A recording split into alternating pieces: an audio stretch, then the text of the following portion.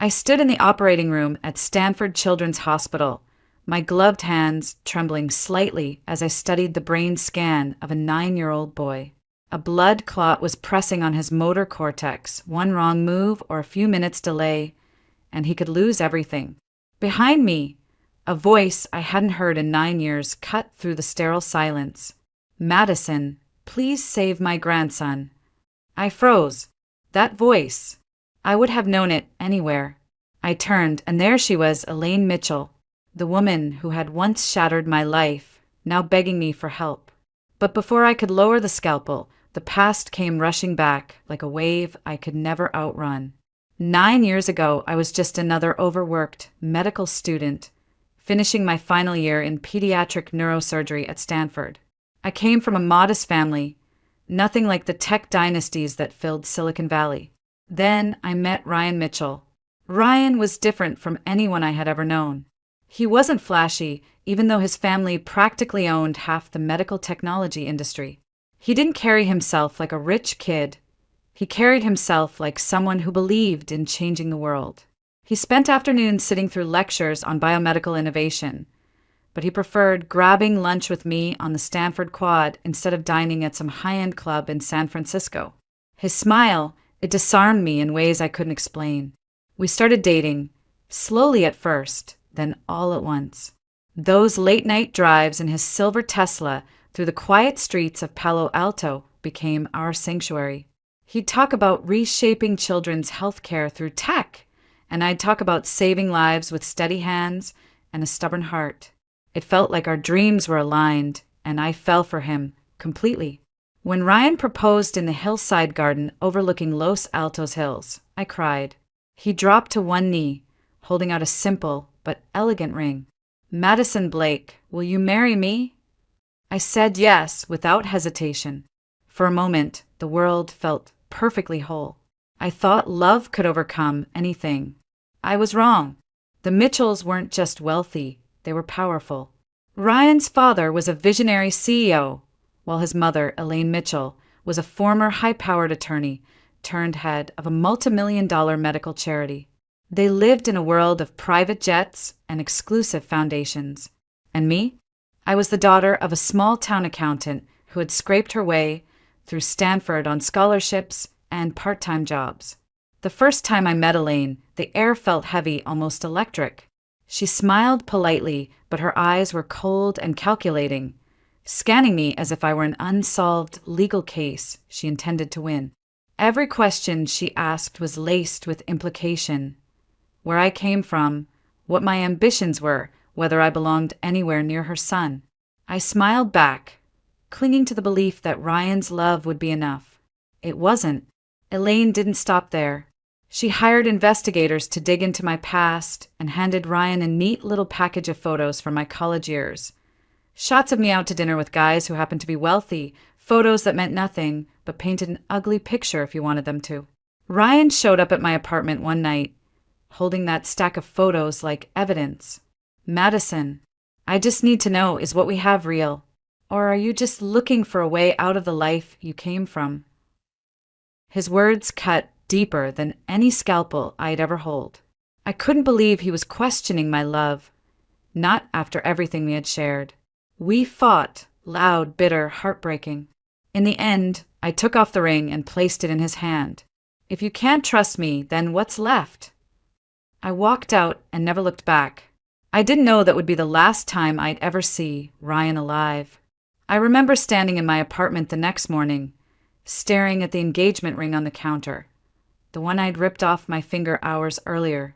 My chest felt hollow, as if someone had scooped out my heart and left only the echo of our argument behind. I kept telling myself Ryan would come back, apologize, and realize how cruel his words had been. But my phone never rang. Instead, that night I got a message from Elaine. A simple, cold line of text. "Perhaps it's best for everyone if you move on." I wanted to believe Ryan had nothing to do with it, but part of me wondered if he agreed. For days, I tried to throw myself into studying for my final clinical rotations, but no amount of textbooks could silence the image of Ryan's face, the way his eyes hardened when he asked if our love was real. I kept replaying my own voice, sharp and angry, saying, "If you can't trust me, then what's left?" A week later, I walked across the Stanford campus, pretending life was normal when a friend from our residency program caught up with me. "Hey, did you hear about Ryan? He's been pulling crazy hours at his dad's company. Something about proving himself to the board." I nodded, but inside I knew what it meant. Elaine had gotten to him. 2 weeks later, I saw Ryan again, for the last time while he was still breathing. He came by late in the evening, rain soaking his jacket. I thought maybe, just maybe, he'd come to make things right. Instead, he stood there, eyes red, exhausted. "Madison, maybe my mom's right. Maybe we come from two different worlds." I stared at him, barely able to breathe. "Are you saying you don't love me?" He shook his head. "I'm saying love might not be enough." I don't even remember what I said back. Something about trust, about how real love means fighting for each other, not walking away. But the words didn't matter. His face said everything. When he turned and walked out into the rain, something inside me cracked, and it never fully healed. That night, he drove too fast down the slick, winding road toward Los Altos Hills. Witnesses said his car skidded, hit the guardrail, and flipped. The paramedics said he died on impact. I got the call at 2:13 a.m. "Are you listed as Ryan Mitchell's emergency contact?" the voice asked. "Yes, why?" "What happened?" "There's been an accident." "I'm sorry, ma'am, he didn't make it." My knees gave out, and I collapsed on the floor, the phone clattering beside me. The next morning, I went to the hospital where they'd taken him. My body felt like it belonged to someone else as I walked through those white halls, the smell of antiseptic thick in the air. At the far end of the corridor, Elaine stood waiting, her hair perfectly styled despite the chaos, her expression sharp enough to cut glass. When she saw me, her mouth tightened. "What are you doing here?" They called me. I was his emergency contact. My voice barely worked.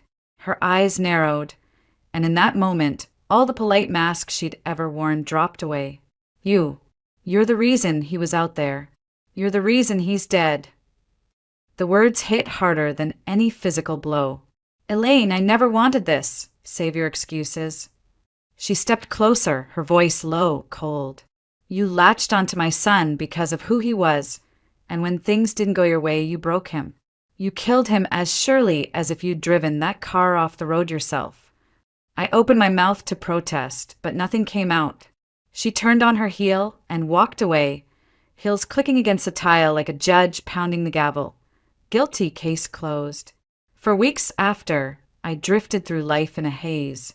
Classes blurred together, conversations faded into static.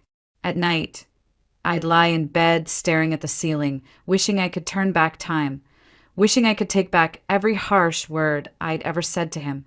One night, I found myself on the bathroom floor, staring at a bottle of sleeping pills. My hands shook as I held it. I didn't want to die. I just didn't want to feel like this anymore. Then I remembered something. The last late night drive we'd taken together. Ryan had held my hand at a stoplight and said, "Whatever happens, you're going to be an incredible doctor someday. You'll save lives." I set the bottle down and sobbed until sunrise. The next week, I noticed something else, something life-changing. My period was late. At first, I told myself it was stress, but then I bought a test more out of fear than hope. When the 2 pink lines appeared, I sank to the floor, pressing my hands to my stomach. "Oh my God," I whispered. I was carrying Ryan's child. That tiny heartbeat inside me became the reason I got out of bed each morning. For the first time since his death, I had a reason to keep going. But I had no idea that this miracle would soon turn into my greatest heartbreak. Pregnancy alone is never easy, but carrying the child of a man you just buried? It's like running a marathon with broken legs. I dragged myself through each day, my belly growing as my grief settled deeper into my bones. Ryan's parents never reached out, not even once. Elaine made it clear at the funeral. Her cold eyes said everything. I wasn't welcome. So I focused on surviving. I worked long hours at a local clinic to pay the bills and pushed through my rotations at Stanford. Every night, I'd sit on the edge of my bed, one hand on my stomach, whispering, "We're going to be okay, little one. I promise." When the first kick came, I cried. For the first time in months, the tears weren't from grief, but something closer to hope. This baby was a piece of Ryan, the only piece I had left. The day of delivery came early on a rainy spring morning. My water broke in the middle of charting patient notes, and within an hour I was being wheeled into the labor room at Stanford Children's Hospital. The pain was blinding, the contractions so strong I thought I might pass out.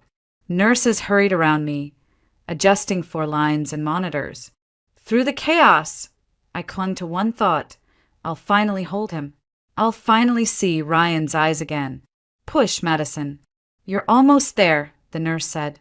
I bore down with everything I had, screaming as the baby's first cries echoed through the room. Cries that stopped too soon. "What's wrong? Why isn't he crying?" I gasped, chest heaving. The nurse's expression tightened. A doctor appeared beside her, voice calm but tense. "There's an issue with breathing. We need to move quickly." I watched in shock as my baby was rushed across the room to an incubator. The faintest cry reached my ears, then silence. Minutes felt like hours. Finally, the doctor came over, removing his gloves slowly, almost hesitantly. "I'm so sorry." The cord was wrapped around his neck. We did everything we could. Everything inside me broke at once. No, that's not possible. I heard him. He cried. The nurse tried to comfort me, but I thrashed, reaching for the incubator. "Let me hold him, please. Let me hold my baby." Instead of my son, I felt a sharp prick in my arm and a wave of sedation pulled me under. When I woke hours later, the room was silent, too silent. A bundle rested on a chair near the window, a tiny blanket folded neatly around a small, lifeless weight. I lifted the blanket, staring at the pale little face inside. But something in me screamed, "This isn't him. This isn't my baby," I whispered. The nurse exchanged glances with another staff member. "Madison, you've been through a lot. It's shock. This is your son." But I knew deep in my bones, this wasn't the child I had felt kick beneath my ribs, the baby whose heartbeat I had listened to at every appointment. This face was different. Grief swallowed my protest. I couldn't fight anymore. I kissed the cold forehead and whispered, "I'm sorry. I'm so sorry, baby boy." The funeral was small, just me and a few classmates who cared enough to come. Elaine never appeared, though later I learned she had sent flowers on behalf of the Mitchell family. I tore the card up before I even finished reading it. The weeks that followed were a blur of pain. I barely ate, barely slept. One night, I found myself sitting on the floor, clutching the tiny hospital bracelet they'd given me, the one that should have been on my baby's wrist. My world had already ended when Ryan died, but now it felt like fate had salted the earth so nothing could ever grow again. Yet somewhere inside, a small, bitter voice whispered, "You have to move. You have to keep going." So I did. But the woman I had been, she was gone. I didn't know it then, but the moment I blacked out after giving birth was the moment everything I believed about the world shifted. Later, I would learn pieces of the truth, whispers from a nurse who had retired, fragments of hospital records that didn't add up, and one devastating confession that came far too late. But back then, I thought my son had died. Elaine Mitchell had been there that night. I didn't see her. I was unconscious when it happened, but she was there.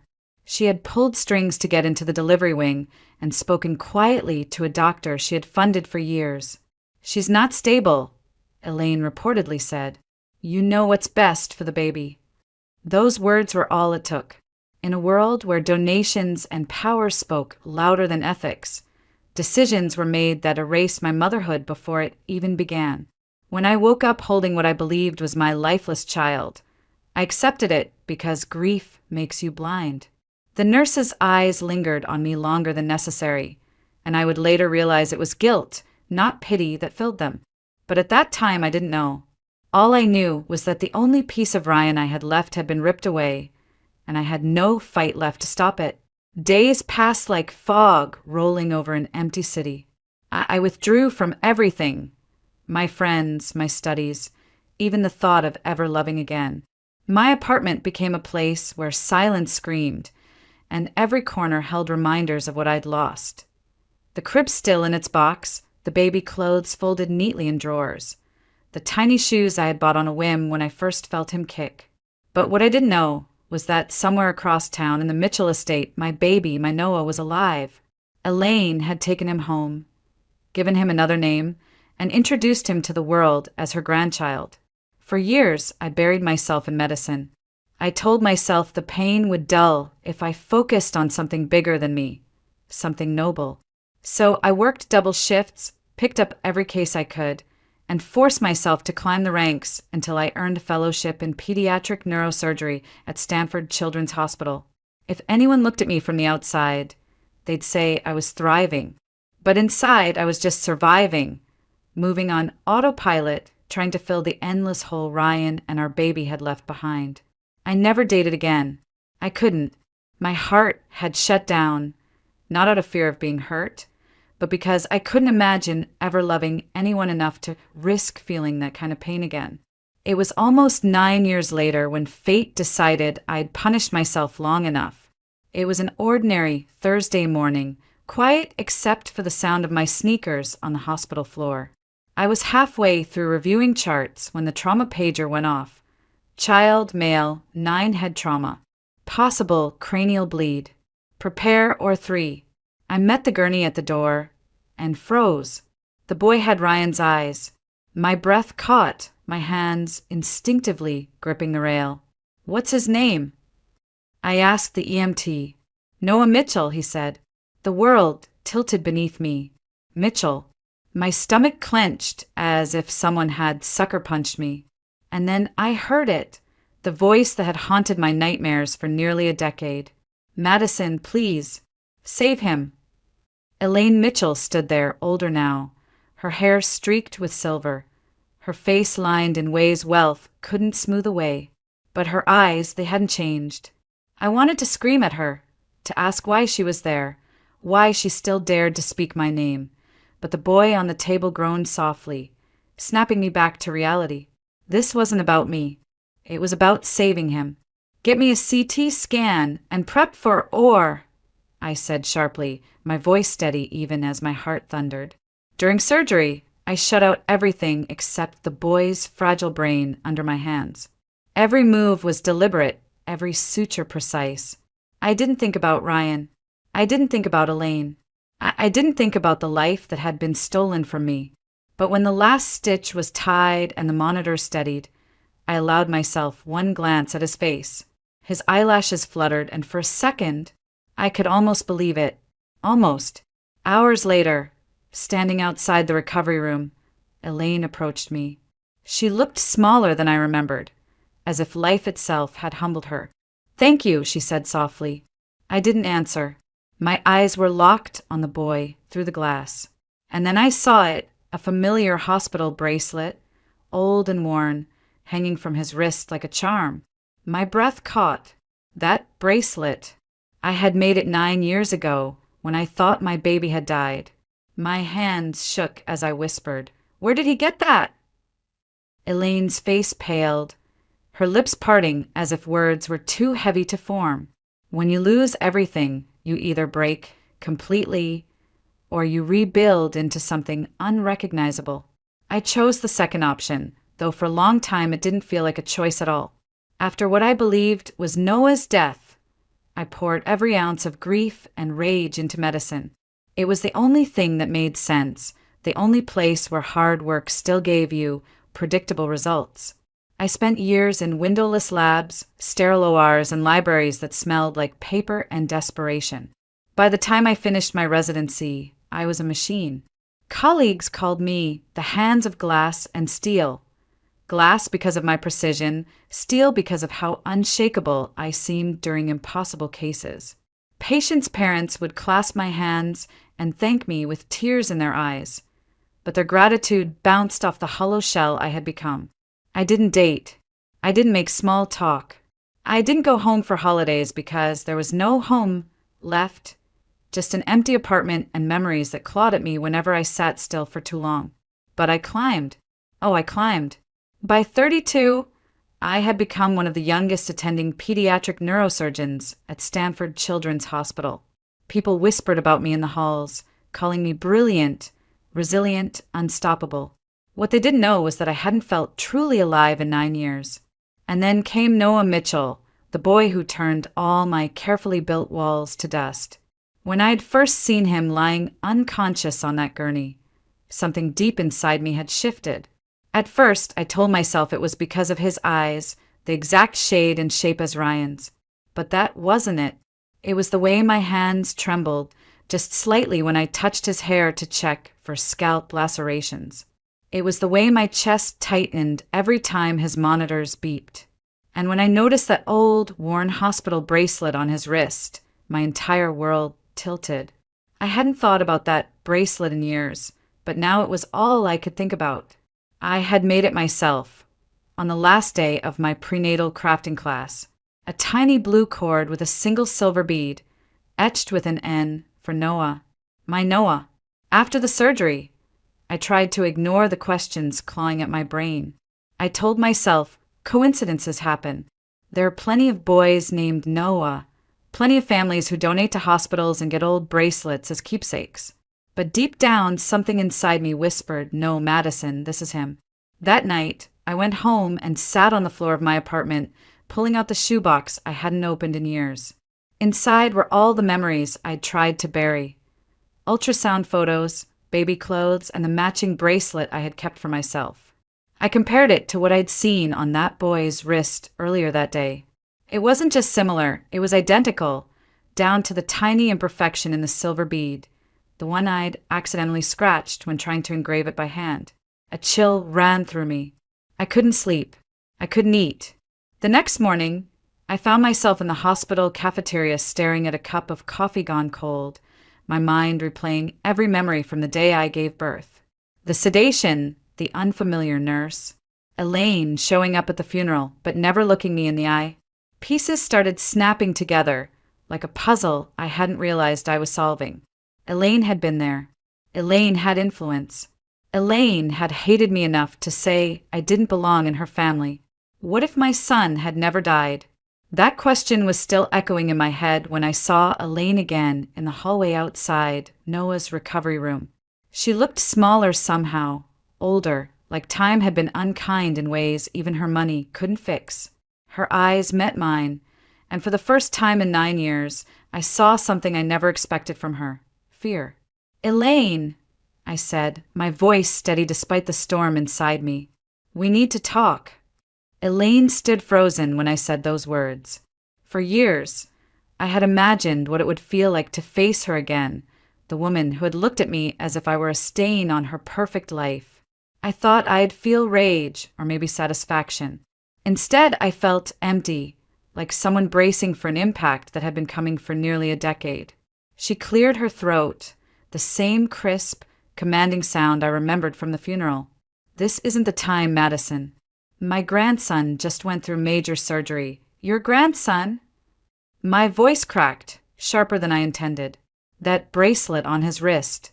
Where did it come from? Her eyes flicked away for half a second, and in that tiny break of eye contact, I saw it. Guilt. I don't know what you're implying, she said, her voice thinner now, but you saved his life. That should be all that matters. No, I stepped closer, lowering my voice. 9 years ago, I gave birth at this hospital. My son, was declared dead because of a cord accident. And yet your grandson has the same bracelet I made with my own hands before he was even born. How is that possible, Elaine? How? For the first time in her life, she looked cornered. Elaine Mitchell, the woman who could shred opponents in courtrooms and charity boards alike, actually stepped back. Her perfectly composed mask cracked, and I saw something behind it, fear and shame. She tried to recover. Madison, you were sedated. You'd been through trauma. You don't know what you saw. I know exactly what I saw. And I know you were there that night. My voice shook, not from uncertainty, but from finally saying aloud what I'd buried for nearly a decade. You took him, didn't you? You took my son. Her lips trembled, but she stayed silent. That silence told me everything. I leaned against the wall, dizzy. Why? Was hating me that much easier than letting your son marry someone you thought wasn't good enough? You thought stealing my child would fix what? Your reputation, your grief. Elaine's hand flew to her mouth as if holding back tears. You don't understand. Ryan was gone, and I couldn't lose his child too. Not to you. Her words cut through me like glass. Not to me. He was mine, Elaine. My baby, my blood. You let me believe he died. You watched me bury an empty casket. She crumpled, her back hitting the wall, her eyes finally spilling tears. I thought I was protecting him, and yes, I was angry. You took him away when you left Ryan. I told myself you didn't deserve him, that Noah deserved a better life.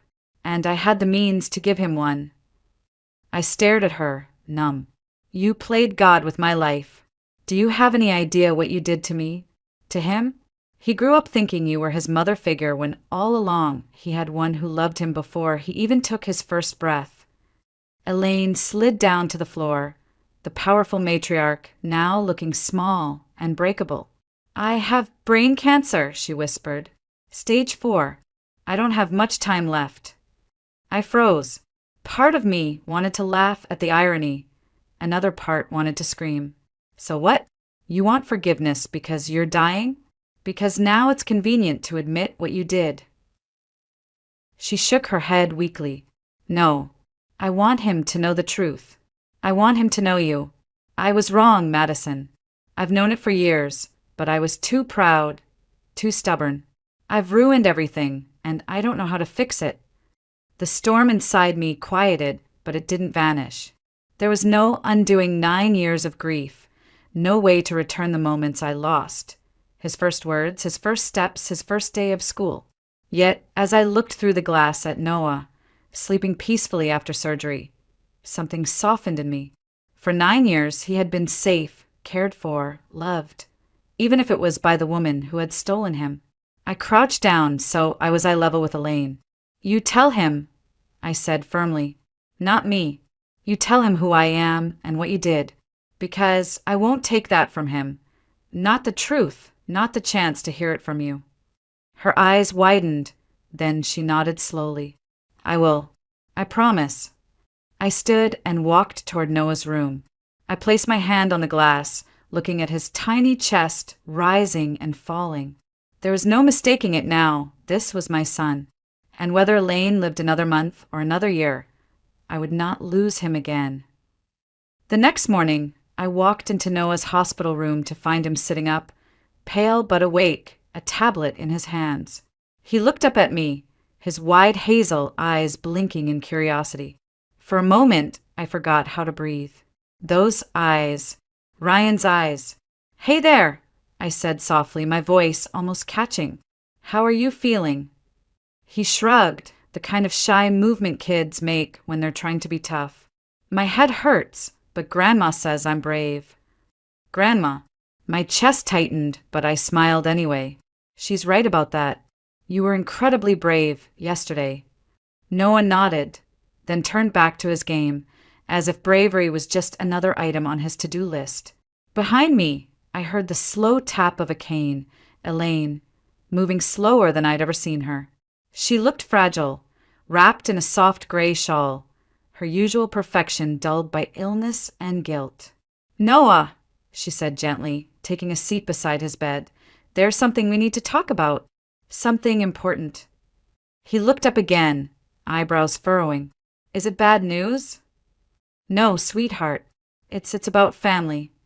She glanced at me, her eyes brimming with tears, then back at him. Do you remember how I told you your mom passed away when you were born? He nodded cautiously. That wasn't true, she whispered. Noah stared at her, confusion flickering across his face. What do you mean? Elaine swallowed hard, her hands trembling. Your mother didn't die. She's alive, and she's standing right here. Noah's gaze swung toward me, his lips parting slightly. You're my mom? I stepped closer, every muscle in my body trembling. Yes, Noah, I'm your mom.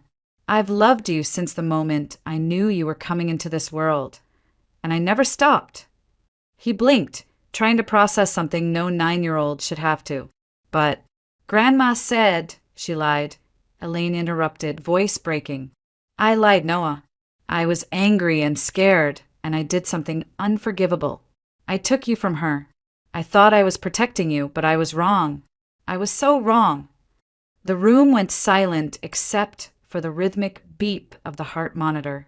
Noah stared at both of us, his small hands twisting in his lap. So, you're my real mom?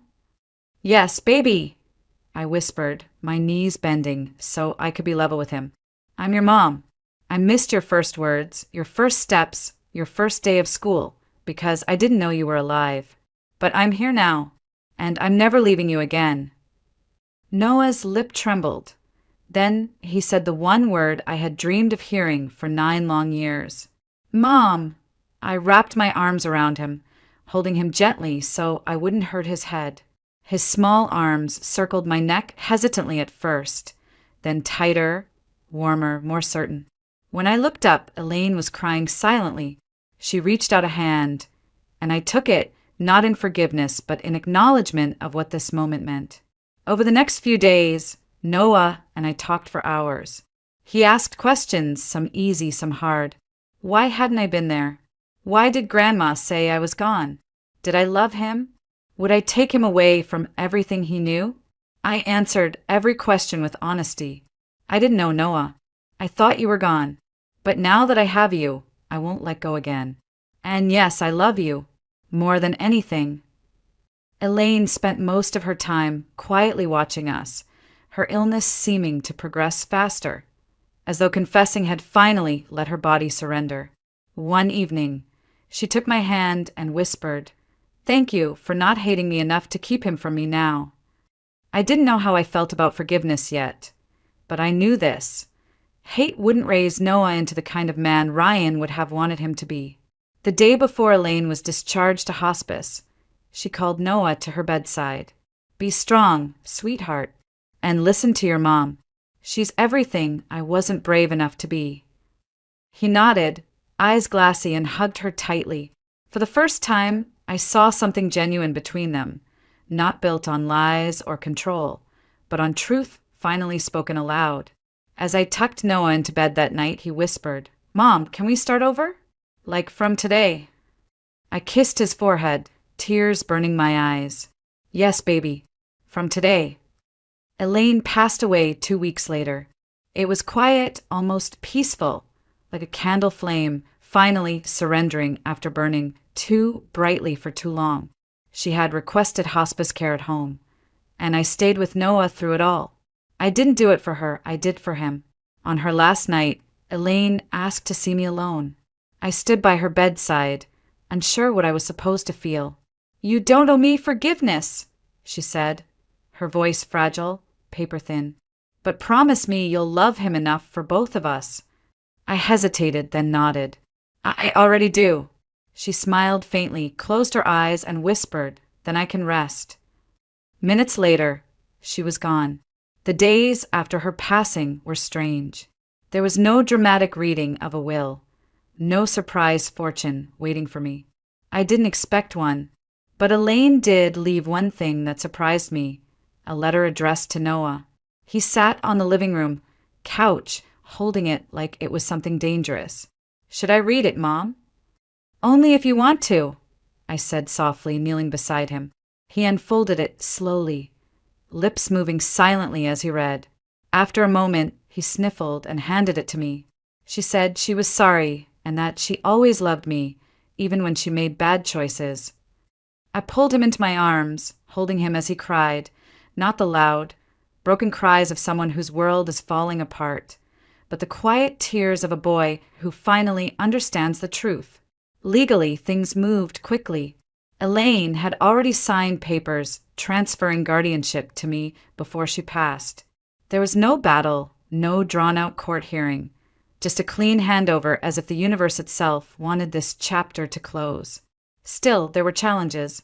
Noah had questions at night, when the house was quiet and shadows stretched long across the walls. "Mom, did you hate her?" he asked one evening as I tucked him into bed. I paused. I did for a long time. But hate, it keeps you stuck. And I don't want to be stuck anymore. I want to move forward with you. He stared at me, his eyes so much like Ryan's had hurt. "Do you think Dad would be proud of me?" I smiled, brushing his hair back. "I know he would. And he'd be proud of you for how brave you've been." Noah adjusted to living with me faster than I expected. He helped me cook, left little drawings on my desk at work, and asked 1,000 questions about my life before he knew me. One evening, he brought me an old photo frame he'd found in his things at Elaine's house. It was a picture of Ryan, barely older than Noah was now, holding a tiny airplane model. "Grandma said he loved planes," Noah said. "Is that true?" "Yes," I said, my throat tight. He wanted to learn to fly one day. Noah smiled faintly. "Can we go see airplanes sometime?" I hugged him. "We can do anything you want, baby." Weeks later, when Noah had fully recovered from his surgery, we decided to do something to mark the start of our new life together. We packed a picnic and drove to Half Moon Bay, one of the few places near Palo Alto where the world still feels wild and untamed. The sun was low when we reached the beach, casting everything in soft, golden light. Noah ran ahead, kicking off his shoes and letting the cold Pacific water wash over his feet. "Come on, Mom," he called, waving. I laughed and chased after him, my heart lighter than it had been in years. We walked along the shoreline, leaving footprints that disappeared as the waves kissed them away. At one point, Noah crouched down and began building something in the sand. When I asked what it was, he said, "It's a runway for Dad, so he can land when he visits." I knelt beside him, tears stinging my eyes, and together we built that tiny runway, two people piecing together something bigger than either of us could explain. When it was done, Noah placed the little airplane model, Ryan's old one he had brought from home, at the edge. "He's home now," he whispered. I wrapped my arms around him, holding him close. "Yes, baby, he is." As the sun dipped into the ocean, painting the sky in streaks of orange and pink, Noah looked up at me. "Mom, do you think we can start over? Just us? Like it's a brand new life?" I smiled, pulling him into a hug. "We already have. Today is day one." He grinned, that wide, gap-toothed smile only kids can make look so perfect, and whispered, "I love you, Mom." My throat tightened as I whispered back, "I love you too, Noah. Always." We stood there, arms wrapped around each other, the ocean roaring behind us and the wind carrying away everything old and broken. For the first time in 9 years, I felt whole. No longer Madison Blake, the grieving mother who lost everything, but Madison Blake, the woman who had fought her way back to life, love, and family. And as I held my son close, I knew this was only the beginning.